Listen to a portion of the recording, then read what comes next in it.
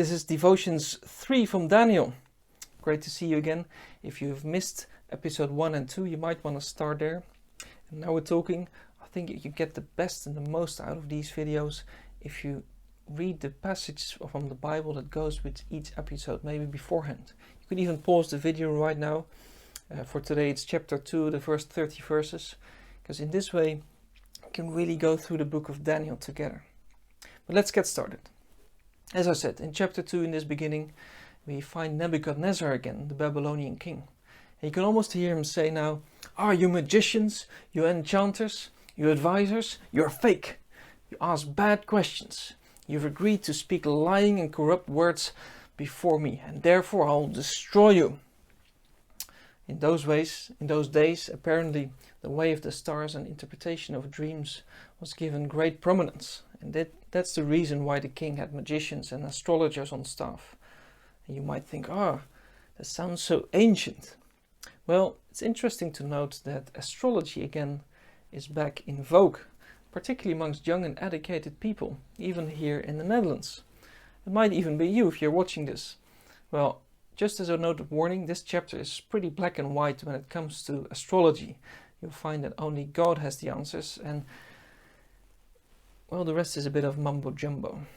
Sorry to say that. Spoiler alert, I should have said. But back to the king. He had a dream which troubled him.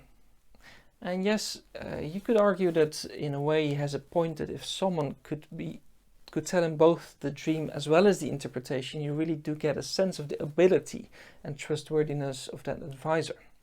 That they aren't just yes nodders, just saying the things that the king wants to hear. That's good thinking, king, but the way you want to get your answer though is really hectic. "You're fired" sounds like a very soft approach in comparison to this guy's threats. He says, "You shall be torn limb from limb," and he was serious about it. He was about to get all of his advisors, including Daniel, killed because they couldn't help him. They couldn't answer his questions. So Daniel was in very serious trouble. He was fearing for his very life. So what do you do then? There's no time to think, let alone time to pray.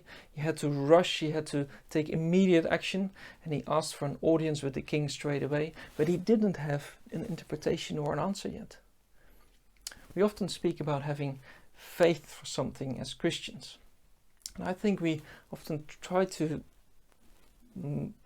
talk about it in such a way that we think that we're looking for a fuzzy certainty, some kind of peace on the inside, that the step before us is the right one for us to take. Daniel, he had no time for this, no peace, because he wouldn't have no life in any moment. The only one who could save him was God. He held on to that which he knew to be true, that God saves. That's the only thing he could do, and had to take the bet and step out in that. So he called his friends to pray together for mercy after he had already asked for this audience with the king. And they had to do this because otherwise they would be destroyed. Their only hope was God.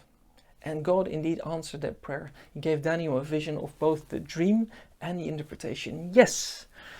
And it's just amazing to see then how Daniel goes to the king. On the way he tells the executioner, confident of the fact that he will bring the answer there, that the executioner can release the prisoners because everything will be sorted soon.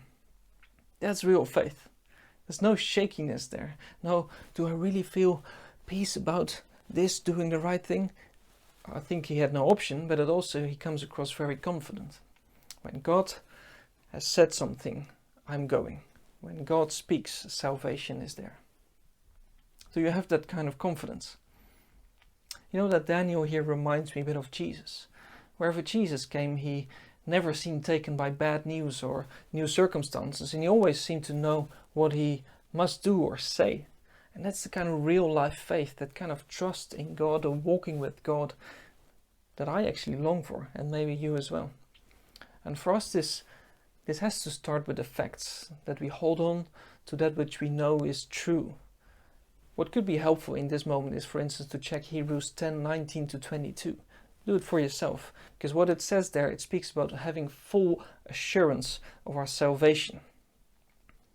That we can have, and we actually do have as believers, full assurance of our salvation. Why? all because of what Jesus has done, because of his death and his resurrection. Jesus has fully and completely secured our place with God and our access to God. These are facts, and we have full assurance, not a little, but full assurance. God indeed saves, and this is fact. This is our foundation, and this is what we can hold on to in whatever circumstances we find ourselves. Is this what you wake up with in the morning?